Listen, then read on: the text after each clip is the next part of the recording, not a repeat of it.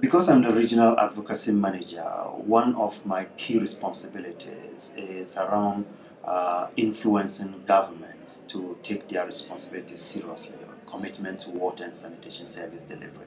There's such a huge crisis that if you don't get the governments to commit and actually take action, you just be struggling and the results won't be much.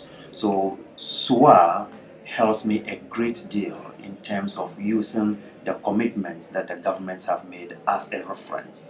Just say you committed to do A, B, C, D. How far have you come in terms of progress?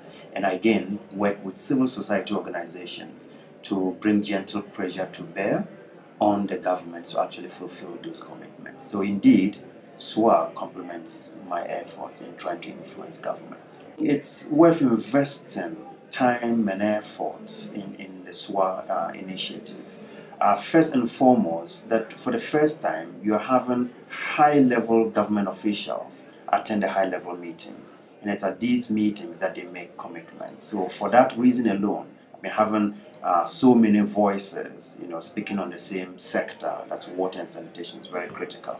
That's why for me, we should invest time there. Secondly, I would say that because governments are used to making promises and commitments and not taking action, that we need to put in more effort, invest quality time, so we'll be able to hold these governments accountable.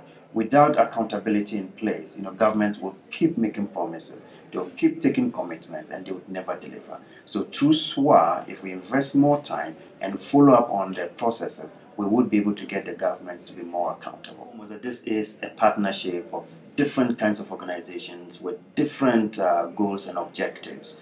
So to get all of them to sing the same song, invest the same quality time, is usually very challenging.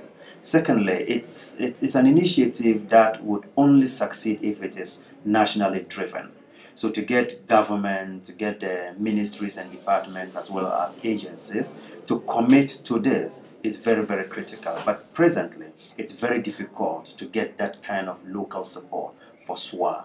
So for instance, there are national structures at the country level, and these structures are supposed to make sure that first, governments popularize these commitments, and secondly, that governments are actually fulfilling. And these structures are still not functioning the way we expect them to. That's another challenge. I think the last challenge I would like to raise is around getting civil society voices involved. Much of this is, I would say, top driven, so it's top down.